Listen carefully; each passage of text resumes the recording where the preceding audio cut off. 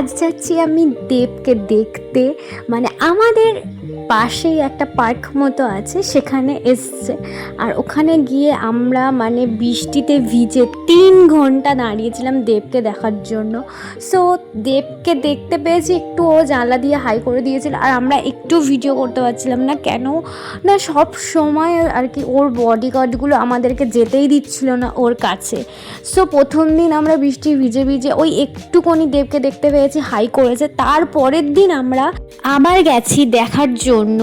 So দেব মানে গাড়িতে উঠবে চলে যাচ্ছিল, তো আমরা ভেবেছি দেখাই হবে না। সো আমরা চুপ করে আছি, আর ওর গার্ডগুলো আমাদেরকে যেতেও দিচ্ছিল না। সো যখন দেব মানে আমাদের কাছে এসে একটুখানি জানলা খুলেছে, আমার জানি না ব্রেন কাজ করছিল না, আমি ছুটে গেছি দেবের জানলার কাছে। একবার হাত উঁচু করছি, হ্যাঁ হাত নিচু করছি, তো দেব তখন বলছে আস্তে আস্তে বলে হাই ফাই করেছে।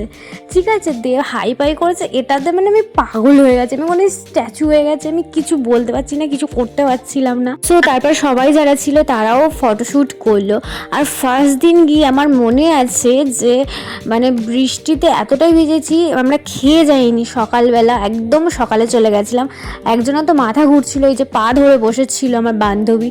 সো পরের দিন আমরা কাদা দিয়ে মানে একদম কাদা রাস্তার ভেতর দিয়ে গেছি যাতে দেখতে পাই, তো মেন গেটে আমাদের ঢুকতে দিচ্ছিল না। সো আমার ভাই মানে আমার বন্ধু ভাই, সে এসে ওর বাবাকে ফোন করে বললো ওদেরকে ঢুকতে দাও।